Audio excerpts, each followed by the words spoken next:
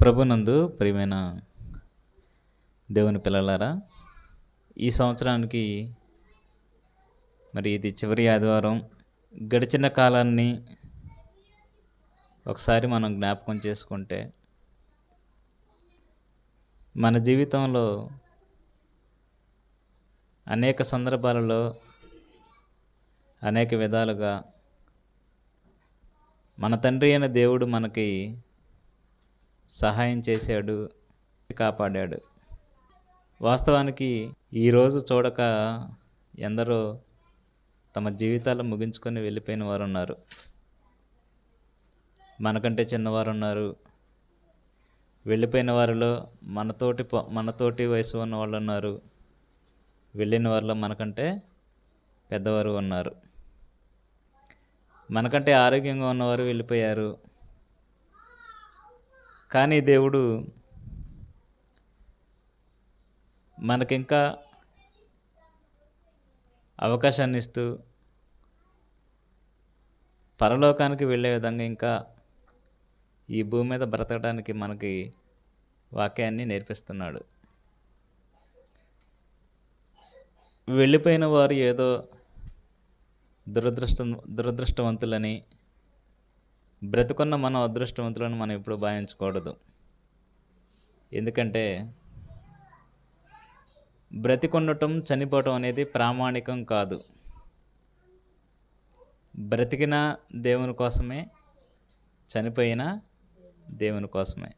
దేవుడు ఆయుష్నిచ్చాడంటే ఆ ఆయుష్కాలం అంతా ఇంకా మనం చేయవలసిన పని మిగిలి ఉందని దేవుడు మనకి ఆయుష్నిచ్చాడు. కనుక చచ్చిపోయిన వారి గురించి ఆలోచించకండి. వారికేదో అన్యాయం జరిగిందని, వారి జీవితంలో ఏదో కీడు జరిగిందని మనం తలంచకూడదు. వాళ్ళ పని ఈ లోకంలో లేదు కనుక దేవుడు వారిని తీసుకువెళ్ళాడు. కానీ మనల్ని ఉంచాడు అంటే మనకింకా ఈ భూమి మీద పని ఉన్నది. దేవుని పని మనకింకా ఉండబట్టే ఈరోజు మనం సజీవులుగా ఉన్నాం. కనుక ఈ అవకాశాన్ని, దేవుడిచ్చిన ఈ అవకాశాన్ని ఖచ్చితంగా మీరు దేవుని పనికే వాడాలి. దేవుని పని కోసమే మీరు బ్రతకాలి. దేవుని పని గురించి మీరు ఆలోచించాలి. ఈ భూమి మీద దేవుడు మనల్ని ఉంచినందుకు మనం చేయవలసిన కార్యం మనం ఖచ్చితంగా చేయాలి. బైబిల్లో 2 నిబంధనలు మనకు కనిపిస్తాయి. ఒకటి పాత నిబంధన, 2 క్రొత్త నిబంధన. ఈ పాత నిబంధన దేవుడు ఇశ్రాయేలీయులకు దేవుడిచ్చాడు, అంతే కదా. పితరుల కాలంలో ఒక గ్రంథంగా దేవుడు వాక్యాన్ని ఇవ్వలేదు వారికి.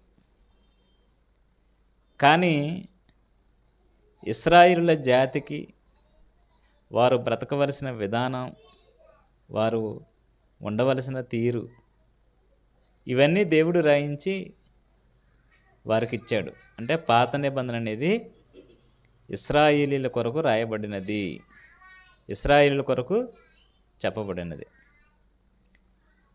కానీ దేవుడు అనుకున్నట్టుగా ఇశ్రాయేలీలు దేవుని కోసం బ్రతకకపోవటం వలన దేవుడిచ్చిన ఆ పాత నిబంధనను దేవుడు తీసివేసి మరలా ప్రపంచానికి ఒక క్రొత్త నిబంధనను దేవుడు అనుగ్రహించాడు.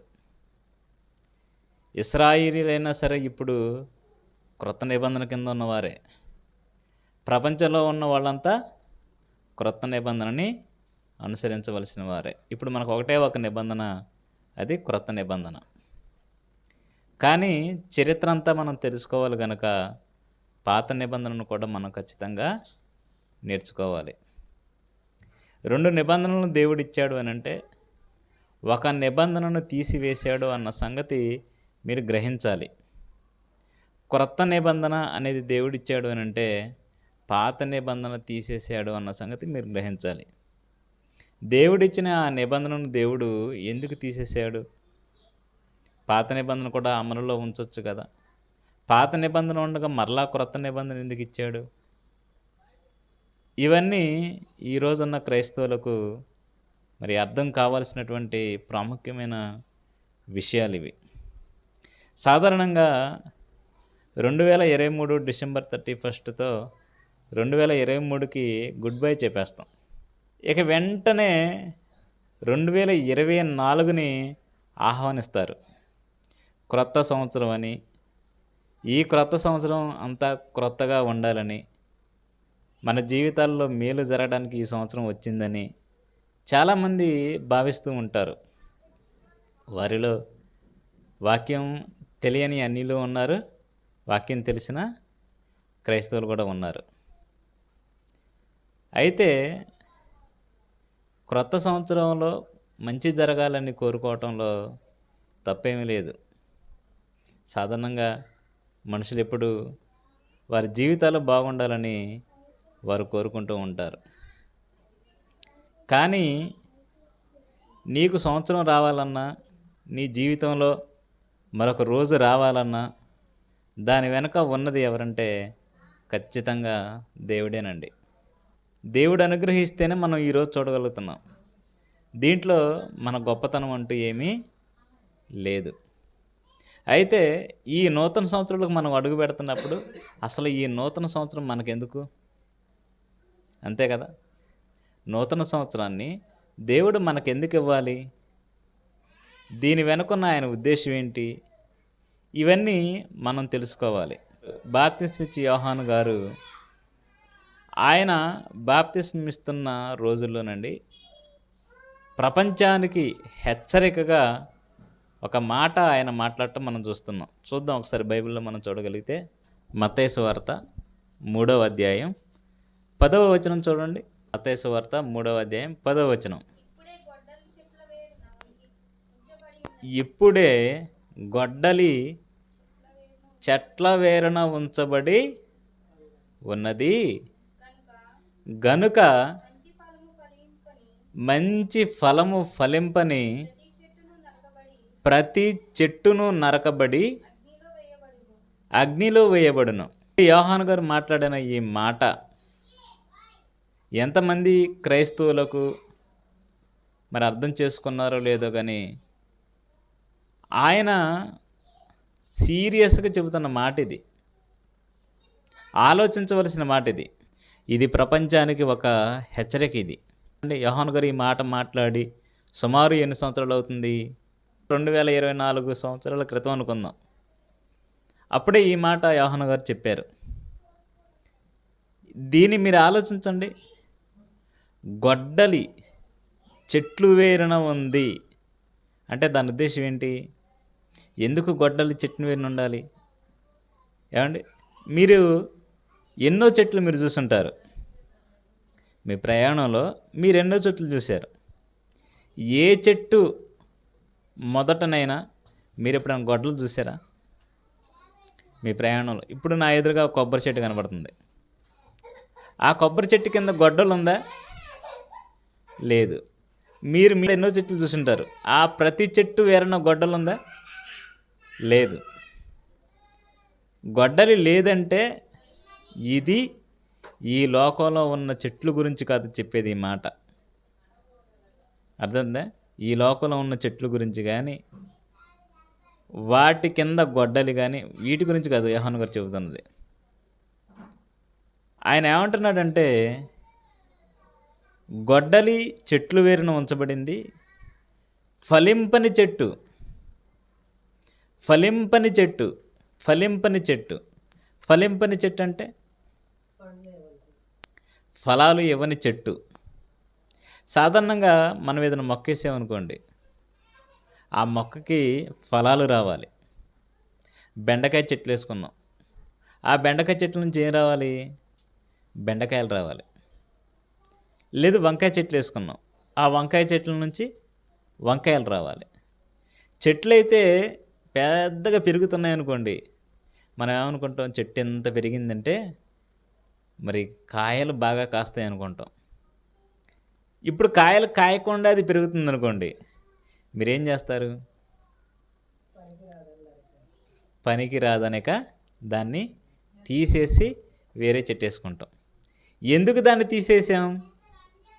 ఎందుకు తీసేసామంటే అది ఉంటే దాన్ని నేల సారం వ్యర్థమైపోతుందని.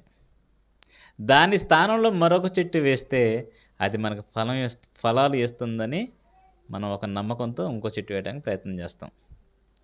మరి ఇంకొక మాట మనం యేసుక్రీస్తు వారు మాట్లాడిన మాట చూడగలిగితే మత్తయి సువార్త 7వ అధ్యాయం 19వ వచనం కూడా చూడండి. మత్తయి సువార్త 7వ అధ్యాయం 19వ వచనం. మంచి ఫలములు ఫలింపని ప్రతి చెట్టు నరకబడి అగ్నిలో వేయబడును. ఏమండి, యోహాను గారు చెప్పిన మాట మత్తయి సువార్త 3వ అధ్యాయంలో మనం చదువుకున్నాం. మరలా అదే మాటను ఎవరు రిపీట్ చేస్తున్నారంటే యేసుక్రీస్తు వారు చెబుతున్నారు. ఆయన కూడా సేమ్, ఫలింపని ప్రతి చెట్టు నరకబడి అగ్నిలో ఉంటుంది, అగ్నిలో వేయబడుతుంది అని చెప్పాడు. అంటే ఇద్దరూ ఈ మాట చెప్పారంటే ఇది అర్థం చేసుకోవాలి మనం. ఏంటి ఫలింపని చెట్టు అనగానే ఇదేదో చెట్ల గురించి మాట్లాడుతుందని కాదండి. యేసుక్రీస్తు వారు కానీ, యోహాను కానీ, బాప్తిస్మిచ్చి యోహాను కానీ వీళ్ళిద్దరూ చెట్ల గురించి మాట్లాడుతున్నారని మీరు అనుకోకండి. చెట్ల గురించి కాదు వీళ్ళు మాట్లాడేది. వీళ్ళు మాట్లాడేది మనుషుల గురించే. మరి యేసుక్రీస్తు వారు మాట్లాడిన మాటలు కిందకి చదవండి. ఇంకా కాబట్టి మీరు వారి ఫలము వలన వారిని తెలుసుకొందురు. ఏమంటే చెట్టుని తెలుసుకుంటారంటున్నాడా, వారిని తెలుసుకుందరు అంటున్నాడా? ఏమండి, ఇది చెట్టు గురించి మాట్లాడుతున్న మాట కాదు గనక మనుషుల గురించే మాట్లాడిన మాట కాబట్టి వారి ఫలము వలన మీరు వారిని తెలుసుకుంటారు. వారిని తెలుసుకుంటారు అంటే ఈ మాట మనుషుల గురించి రాయబడింది. ఈ మాట క్రైస్తవుల గురించి రాయబడింది. ఈ మాట యేసుక్రీస్తు మన గురించే చెప్పాడు, మనను ఉద్దేశించే దీన్ని చెప్పాడు. అంటే చదవబడిన ఈ మాటలు మనం ఆలోచిస్తుంటే మన నుంచి ఏదో ఫలాలు రావాలని దేవుడు కోరుకుంటున్నాడు అనేది మీకు అర్థం కావాలి. అంతే కదా, ఫలాలు రావాలి, మనం కూడా ఫలించాలి అన్నది యేసుక్రీస్తు వారి మాటల్లో అర్థం. అది మరొక మాట చూడండి, యోహాను సువార్త 15వ అధ్యాయం 5వ వచనం చూద్దాం.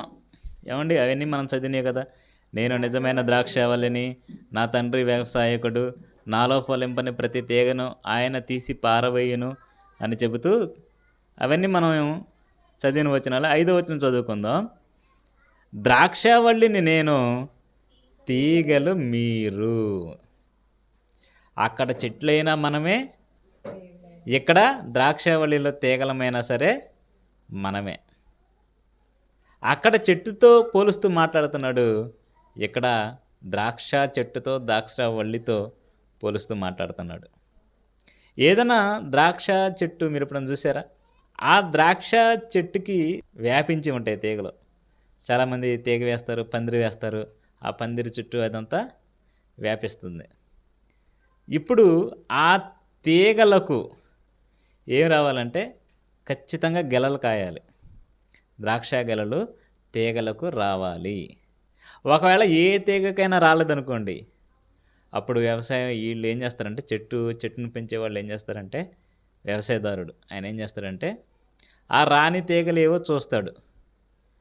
చూసి కొంతకాలానికి ఏం చేస్తారంటే మరి మిగిలిన కాసిన కాయలకు బలం కోసం వేస్ట్గా ఉన్న వాటిని, అంటే ఫలింపని ప్రతి తీగను వాళ్ళు ఏం చేస్తారంటే కట్ చేస్తారు. ఈ తీగను కట్ చేయడం వల్ల ఏం జరుగుతుందంటే దీనికి రావాల్సిన సారం కూడా కాసిన కాయలకు వెళ్తుంది.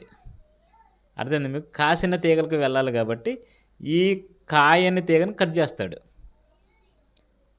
ఇవన్నీ దేవుడు ఎందుకు చెప్పాడు అని అంటే, చెట్టు గురించి చెప్పినా లేదా ద్రాక్ష వాళ్ళ గురించి చెప్పినా ఒక్కటే, చెట్టు అయినా మనుషులే, ద్రాక్ష వాళ్ళైనా సరే ఇక్కడ మనుషులే. తీగలు మీరు అన్నాడు. తీగలు మీరు అంటే మనమే తీగలం కనుక మనము ఫలించాలి అన్నది దేవుని ఉద్దేశం. ఫలించటం అంటే ఏ రకంగా ఫలించటం చెప్పండి? పిల్లల కంటమే ఫలించడం అనుకుంటున్నారా? కాదు. అసలు పిల్లల కాన్సెప్టే లేదు ఇక్కడ అసలు. మీరు ఫలించాలి అని అంటే మీరు ఫలించాలి. మీరు ఫలించాలంటే మీరు దేవునికి ఉపయోగకరమైన ఫలాలు ఇవ్వాలి. మీ నుంచి దేవునికి ఫలాలు రావాలి. అర్థమవుతుందా? పుట్టిన పిల్లవాడి నుంచి ముసలివారి వరకు ఎంతమంది అయితే ఉన్నారో వాళ్ళ వలన దేవునికి ఫలాలు రావాలి. ఏం ఫలాలు రావాలి? గతంలో చదువుకున్నాం. ఏమండి? ఆత్మఫలాలు అని చదువుకున్నాం. ఆ ఆత్మఫలాలు మరి ఎన్నైతే ఉన్నాయో అవన్నీ మనలో నుంచి రావాలి. అవన్నీ మనలో కనబడాలి దేవునికి. మన నుంచి దేవునికి రావాల్సిన ఫలాలు అవి. అది మీరు ఫలించడం అంటే. చూడండి, గలతీయులకు రాసిన పత్రిక 5వ అధ్యాయం 22వ వచనం. అయితే ఆత్మఫలం ఏమనగా ప్రేమ, సంతోషము, సమాధానము, దీర్ఘశాంతము, దయాళుత్వము, మంచితనము, విశ్వాసము, సాత్వికము, ఆశా నిగ్రహము.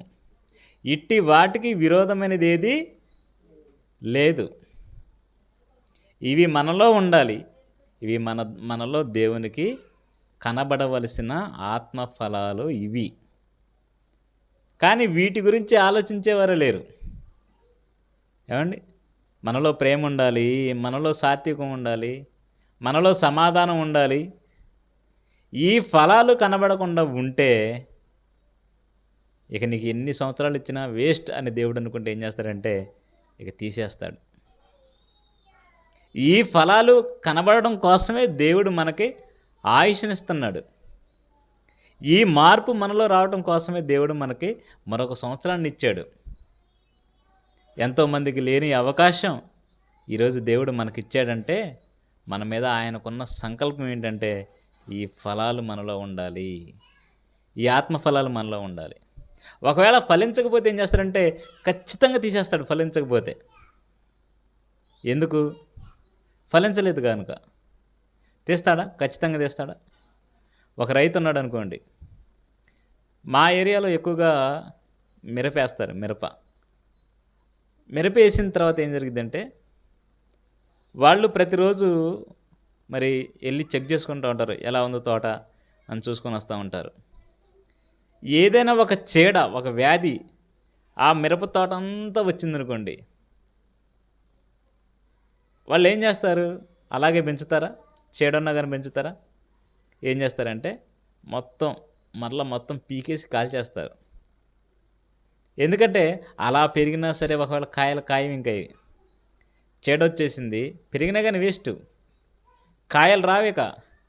అందుకనే అది ఫలించదు కనుక దాన్ని నరికి తీసివేసి కాల్చివేస్తారు, అగ్నిలో వేస్తారు. మరి దేవుడు కూడా అదే వార్నింగ్ ఇస్తున్నాడు మనకి. మీరు ఫలించారా సరే, ఫలించకపోతే గొడ్డలి చెట్ల వేరున ఉంచబడింది. ఉంచమంటవా తీసేయమంటవా? ఒకవేళ మన దగ్గరే గొడ్డలు ఉందనుకోండి, దేవుడు అడుగుతున్నాడు, గొడ్డలు రెడీగా ఉంది, ఉంచమంటావా, నేను ఉంచమంటావా తీసేయమంటావా అని అడిగారు అనుకోండి. ప్రభువా, నేను ఎట్టాగో ఫలించను ప్రభువా, నువ్వు ఎన్ని సంవత్సరాలు నన్ను ఎదురు చూసావు కదా, ఈ సంవత్సరం కూడా ఇంతే, తీసే ప్రభువా అని అంటారా? అంటారా? ప్రభా ప్లీజ్ ప్రభా, నేను ఫలిస్తాను ప్రభా, నువ్వు చెప్పినట్టే వింటాను ప్రభా ప్లీజ్ అని బతిలాడుకుంటారా? చెప్పండి, బతిలాడుకుంటాం. ఒకవేళ గొడ్డలు మన దగ్గరికి వస్తే మనం ఖచ్చితంగా బతిలాడుకుంటాం. మన గురించి చెబుతున్న మాట ఇది. ఎందుకు బతిలాడుకుంటాం? ఏమని బతిలాడుకుంటాం? ప్రభా నువ్వు ఉంచు, ఈ సంవత్సరం నా కుటుంబం కోసం నేను బ్రతుకుతా అని అనగలం. అప్పుడు అంటే ఉంచడండి. ప్రభా నువ్వు నన్ను ఉంచు, నా కోసం నేను బ్రతుకుంటా అని అంటే ఉంచుతాడా? ఉంచడండి. నువ్వు మారతావా, నీలో ఫలాలు వస్తాయా, నువ్వు నా కోసం బ్రతుకుతావా లేదని దేవుడు అనుకుంటాడు. ఒకవేళ అలాంటి ఫలాలు, దేవుడు కోరుకున్న ఫలాలు రాకపోతే దేవుడు ఖచ్చితంగా తీసేస్తాడు అనడానికి ఒక ఉదాహరణ ఇశ్రాయేలీల జాతి. మనం ఎంతమంది ఉన్నాం ఇక్కడ? మనం ఎంతమంది ఉన్నాం? ఒక 15 మంది లోపు ఉన్నాం, అవునా? లేదు, మన వాళ్ళందరూ వస్తే ఒక 20 మంది అవుతాం మనం.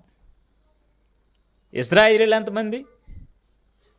ఇశ్రాయేలీలు ఎంతమంది అండి? లెక్కేస్తేనే లెక్కలోకి వచ్చిన వాళ్ళు ఏది 19 సంవత్సరాలు పైబడిన వారిలో మగవారిలో లెక్కలోకి వచ్చిన వారే 6 లక్షల మంది ఉన్నారు. ఇంకా లెక్కలోకి రాని వారు ఇంకెంతమంది ఉంటారో అంతమంది విషయమై మరి దేవుడు ఎన్నో ఆశలు పెంచుకున్నాడండి. వారి గురించి రాయబడిన మాట మనం చూడగలిగితే బైబిల్లో కీర్తనల గ్రంథం 80వ అధ్యాయం 8వ వచనం చూద్దాం. కీర్తనల గ్రంథం 80వ అధ్యాయం 8వ వచనం. నీవు ఐగుప్తులో నుండి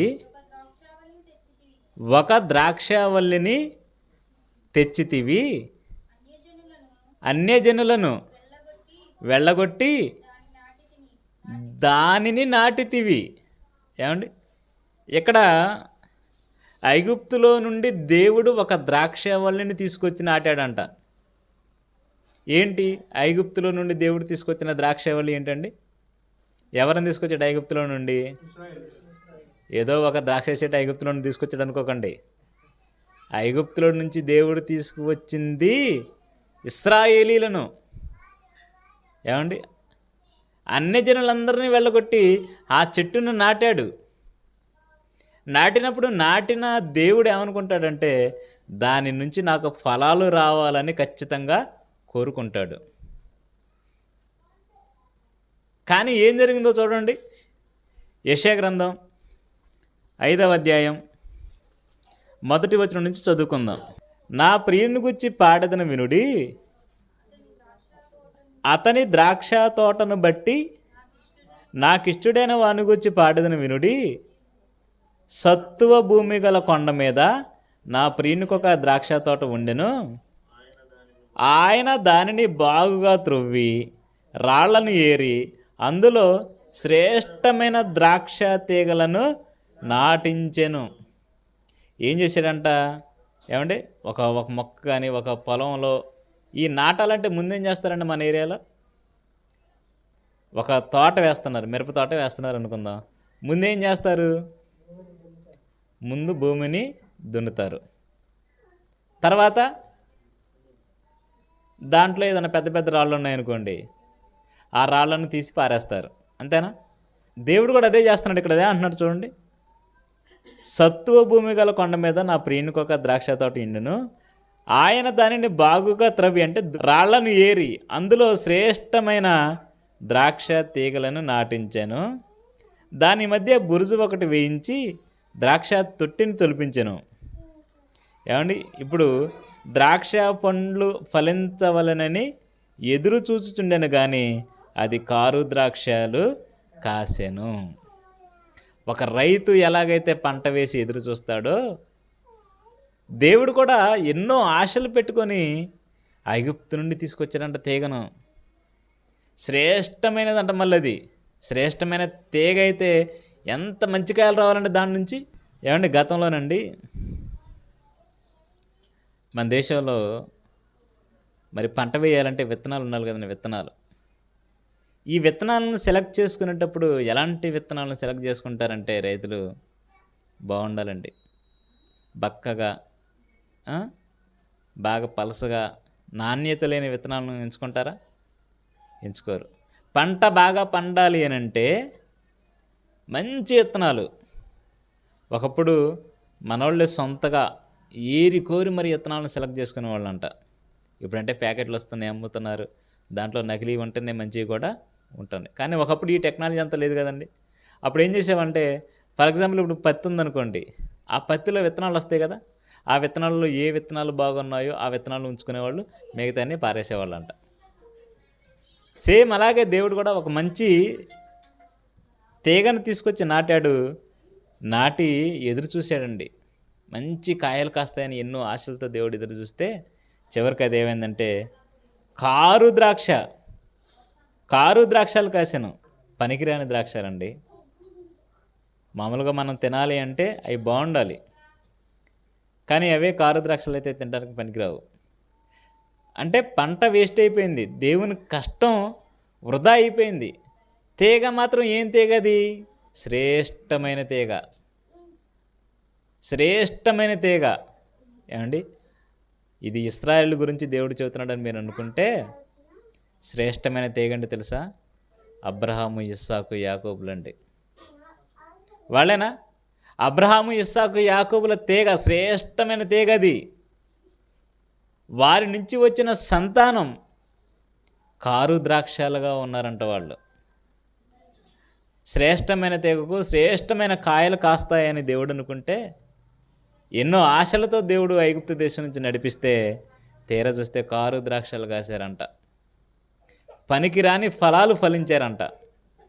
దేవుడు ఏమడుతున్నాడు చూడండి. అప్పుడు 3వ వచనం, కావున యెరూషలేము నివాసులారా, యోధావారలారా, నా ద్రాక్ష తోట విషయమే నాకు న్యాయం తీర్చవాలని మిమ్మల్ని వేడుకొనుచున్నాను. నేను నా ద్రాక్ష తోటకు చేసిన దానికంటే మరేమి దానికి చేయగలను? అంటే చేయవలసిందంత ఫలాలు ఫలించడానికి ఒక తోటకు మనం ఏదైతే చేస్తామో దేవుడు కూడా అవన్నీ చేశాడంట. అవన్నీ చేసి 4వ వచనం చూడండి, నేను ద్రాక్ష తోటను చేసిన దానికంటే మరేమి దానికి చేయగలను? అది ద్రాక్ష పండులు కాయునని నేను కనిపెట్టినప్పుడు అది కారు ద్రాక్షాలు కాయుటకు కారణమేమిటి అడిగాడండి దేవుడు. ఖచ్చితంగా దేవుడు నిన్నైనా నన్నైనా అడగటానికి సిద్ధంగా ఉన్నాడు. ఒకవేళ మనం దేవునికి అవసరమైన ఫలాలు ఫలించకపోతే దేవుడు నిన్ను ఖచ్చితంగా అడుగుతాడు. ఆ రోజు ఇశ్రాయేలు విషయమే అడిగాడు. కారు ద్రాక్షాలు కాయటానికి, ఫలింపని ఫలాలు ఫలించడానికి కారణం ఏంటి? ఏం తక్కువ చేశాను తోటకు నేను?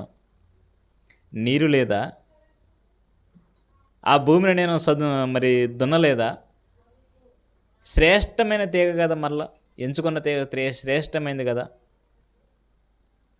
ఒక వ్యవసాయకుడు ఏది చేస్తాడో నేను అదే చేశాను. ఇంకెక్కువ ఏం చేయాలి దీనికి ఫలించాలంటే? ఏం చేయాలి అడుగుతున్నాడు. అవన్నీ అయ్యే ఆ మాటలు అవన్నీ దేవుని అడిగేది. అసలు కారు ద్రాక్షలు కాయటానికి కారణం ఏంటి? ఏం తక్కువ చేశారని కారు ద్రాక్షలు కాసాయి ఇవన్నీ? ఏమండి ఎంత బాధ అండి రైతులను ఆలోచించుకొని మీరు ఆలోచించండి. ఎన్నో ఆశలతో పంట ఎంతో వస్తుందని పెట్టుబడి వేలకు వేల లక్షల్లో పెట్టుబడి పెట్టి తన కష్టాన్ని సుమారు కొన్ని నెలల పాటు శ్రమించిన కష్టం ఒకేసారి కారు ద్రాక్షలు ఇక్కడ ఎలాగైతే కాసాయో చీడ పట్టిందనుకోండి, ఫలాలు రాలేదనుకోండి, ఒక రైతు ఏం చేస్తాడు తెలుసా?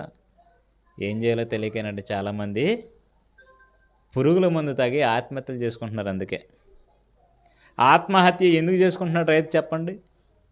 ఆయనకు నష్టం జరిగింది. ఎందుకు జరిగింది నష్టం?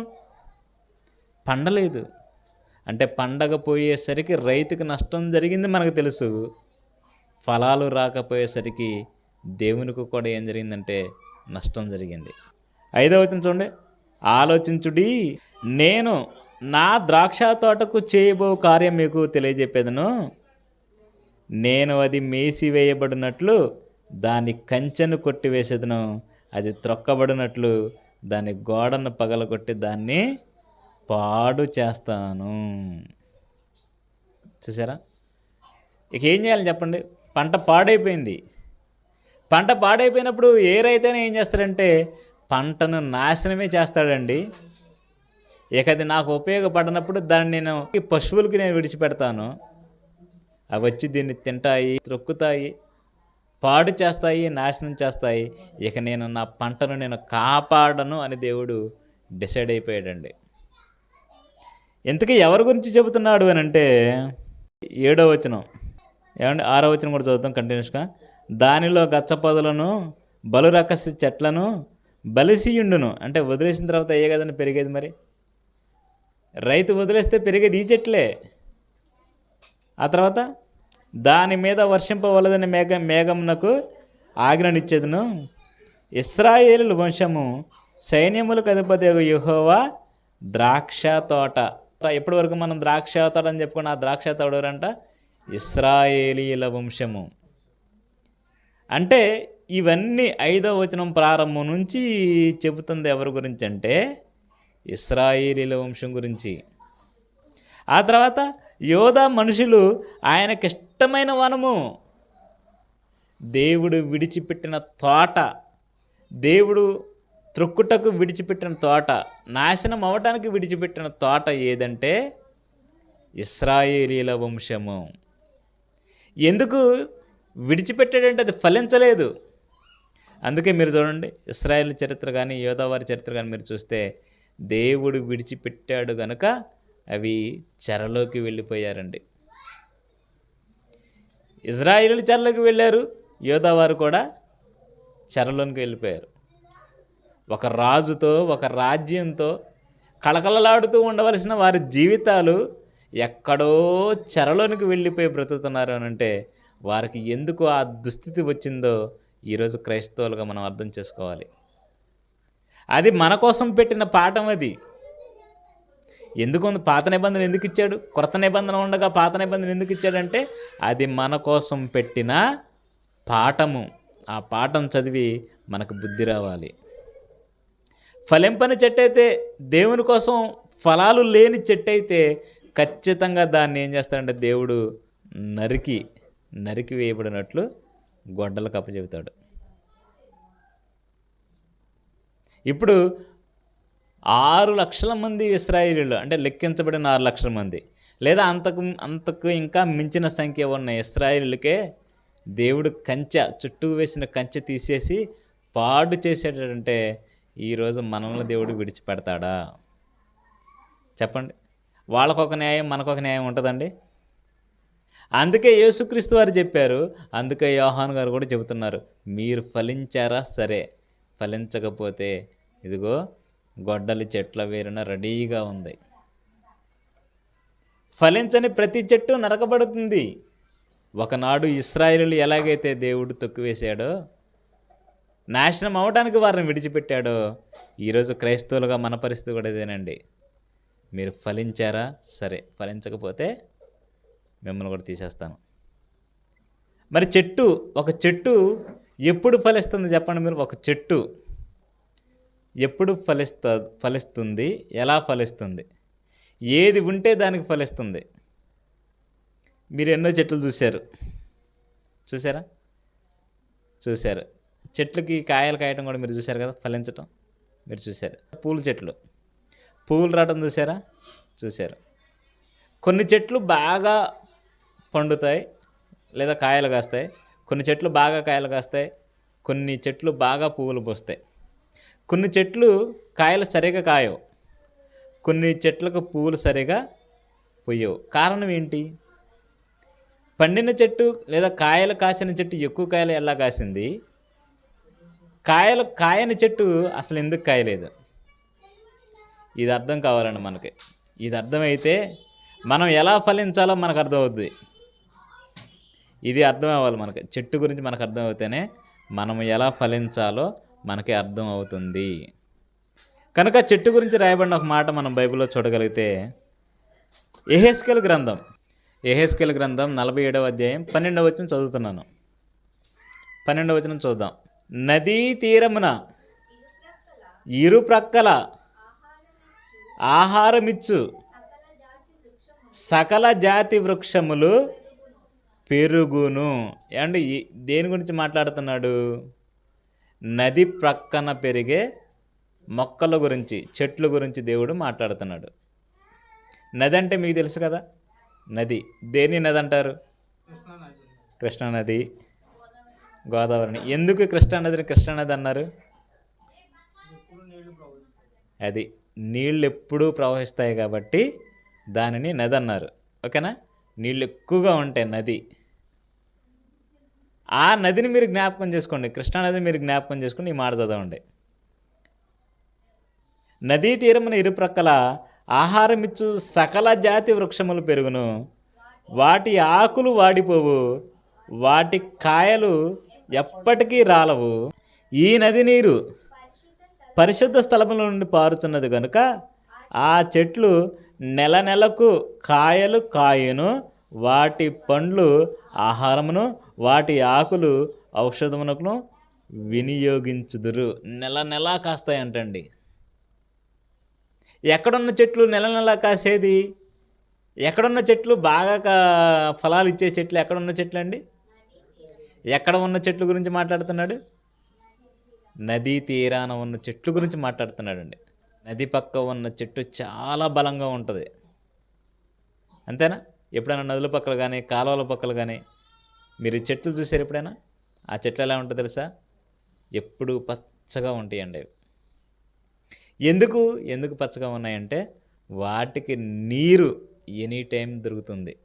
అందుకే నదుల పక్కన ఉండే చెట్లు ఎప్పుడు ఫలవంతంగా ఉంటాయి, ఎప్పుడు పచ్చగా ఉంటాయి. ఇక్కడ ఏమంటున్నాడు చూడండి, వాటి ఆకులు వాడిపోవు, వాటి కాయలు ఎప్పటికీ రాలవు.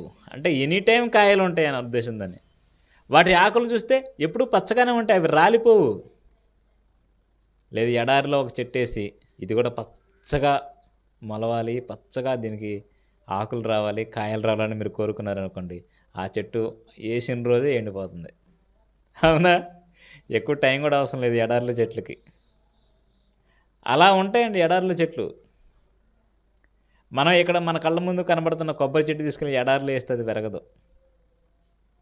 దానికి ఎప్పుడు వాటర్ ఉండాలి. చెట్టుకి ఎలాగైతే ఎనీ టైం వాటర్ అవసరమో మనం ఫలించాలంటే మనకు ఎనీ టైం వాక్యం అవసరం. దాని గురించే దావీదు గారు మాట్లాడారు, ఎన్నోసార్లు మనం చదువుకున్నాం. కీర్తనలు 1వ అధ్యాయంలో చూద్దాం, 2వ వచనం. యెహోవా ధర్మశాస్త్రమందు ఆనందించుచు దివారాత్రము దానిని ధ్యానించువాడు ధన్యుడు. అతడు నీటి కాలువల యోరను నాటబడిన వాడై ఆకు వాడక తన కాలమందు ఫలమిచ్చు చెట్టు వలె ఉండును. చెట్లు ఎలాగైతే నిరంతరం ఫలాలు ఇచ్చేవిగా ఉంటాయో దేవుని వాక్యమందు దివారాత్రం ధ్యానించేవాడు కూడా అలాగే ఉంటాడంట. ఎందుకు చెట్టు గురించి దేవుడు ఎందుకు ఎంత పెద్ద పాట రాయించాల్సి వచ్చిందంటే, చెట్టు ఎలాగైతే ఫలించాలో మనం కూడా దేవుని కోసం అలాగే ఫలించాలి. మరి చెట్టు ఎలా ఫలిస్తుంది? దానికి నిరంతరం ఫలింపజేసే విధంగా దానికి వాటర్ ఉంటే, నీరుంటే, నదీ తీరముల పక్కన చెట్లు కనుక నీరు ఉంటుంది కనుక అవి ఎక్కువగా ఫలిస్తాయి, ఎక్కువగా పచ్చగా ఉంటాయి ధనాకులు.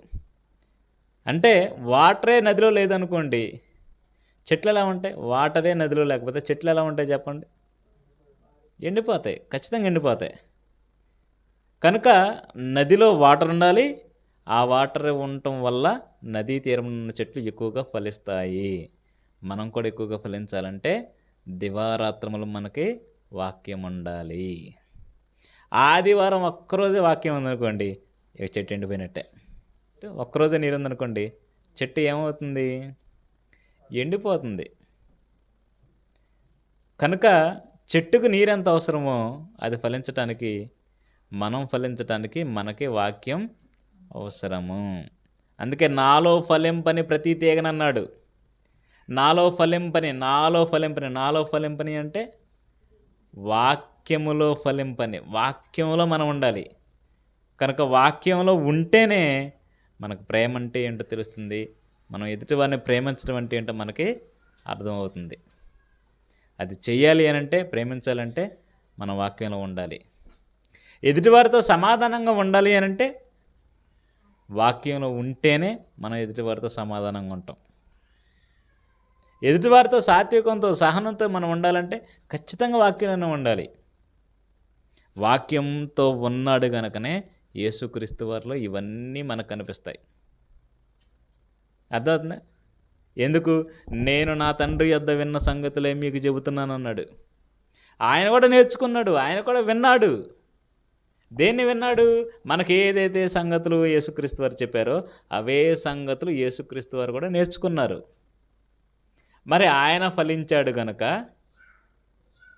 వాక్యంలో ఉన్నాడు గనక, వాక్యం నేర్చుకున్నాడు గనక ఆయన ఫలించాడు. ఈరోజు మనం కూడా దేవునికి ఫలాలు మన నుంచి రావాలంటే మనం కూడా ఖచ్చితంగా వాక్యంలో ఉండాలి, వాక్యముతో ఉండాలి. ఏమంటే ఆదివారం ఎక్కడికొచ్చారు, వాక్యం అన్నారు, బాగుందండి. మరి సోమవారం నుంచి శనివారం వరకు పరిస్థితి ఏంటి చెప్పండి? నేను ఇంటి దగ్గర కూడా ప్రసంగాలు వింటాను, ఇంటి దగ్గర కూడా బైబిల్ చదువుతాను అన్నోళ్ళు చేయొద్దండి. ఇదిగో గొడ్డలి చెట్ల వేరనుంది, జాగ్రత్త, పర్లేదు, గొడ్డలి చెట్ల వేరనుంది కాబట్టి మీరు జాగ్రత్తగా చేయొత్తండి. Very good. చెయ్యి ఎత్తిన వాళ్ళని నేను పొగట్లేదు, చెయ్యి దించిన వాళ్ళని నేను ఏమంటలేదండి. ప్రతి ఒక్కరూ ఖచ్చితంగా మీ నుంచి ఫలాలు దేవునికి రావాలంటే మీరు వాక్యంతో ఉండండి. బైబిల్ బాగా చదువుకోండి. ఖాళీగా ఉన్నప్పుడల్లా ప్రసంగాలు వింటూ ఉండండి. నేర్చుకోండి. వాక్యాన్ని నేర్చుకుంటేనే మన క్యారెక్టర్ మారుతుంది. వాక్యాన్ని నేర్చుకుంటేనే మనలో నుంచి రావాల్సిన ఫలాలు బయటికి వస్తాయి. వాక్యమే మనకు ఆధారం అండి. అసలు నిజంగా ఈ వాక్యం కూడా మనకు లేదనుకోండి, మన పరిస్థితి ఏంటి చెప్పండి? మనం దేవుని దగ్గరికి వెళ్ళగలమా? మనం పరలోకం వెళ్ళగలమా? ఇప్పుడు బైబిల్ మన చేతిలో ఉండేసరికి మనకు ఒక ధైర్యం, నేను ఎలాగైనా సరే వెళ్తానన్న ధైర్యం అండి ఇప్పుడు మనకి. ఎందుకు? బైబిల్ చేతిలో ఉంది కాబట్టి. అసలు బైబిలే మనకు లేకపోతే మన జీవితం ప్రశ్నార్థకరం అవుతుంది. కనుక మీరు ఈ సంవత్సరం తీసుకోవాల్సిన నిర్ణయం ఏంటంటే, ఇది సంవత్సరానికి మారదండి, మారకూడదు. ఓకేనా? సంవత్సరానికి ఈ నిర్ణయం మారకూడదు. ఒకటే నిర్ణయం, బ్రతికినంతకాలం నేను దేవుని కోసం బ్రతుకుతాను, వాక్యం నేర్చుకుంటాను, వాక్యం ప్రకారం నా జీవితాన్ని నేను మలుచుకుంటాను. ఈ మార్పు నీలో కనబడితే ఈ భూమి మీద మనల్ని ఇంకా ఉంచుతాడు, పనుంటే. అర్థమవుతుందా? లేదు, ఈ నిర్ణయం తీసుకోకుండా మనం ఎన్ని సంవత్సరాలు బ్రతికినా వేస్టేనండి. దానివల్ల ఎటువంటి ఉపయోగం ఉండదు. కనుక వాక్యం ఉంటేనే మనం ఫలిస్తాం. కనుక మీరు ప్రతి క్షణం వాక్యం నేర్చుకోవడానికే కష్టపడండి, నేర్చుకోండి, దేవుని పని చేయండి, సంఘానికి రండి, వాక్యం నేర్చుకుందాం, ఒకరినొకరు హెచ్చరించుకుందాం దేవుని పని చేయడానికి. ఓకేనా?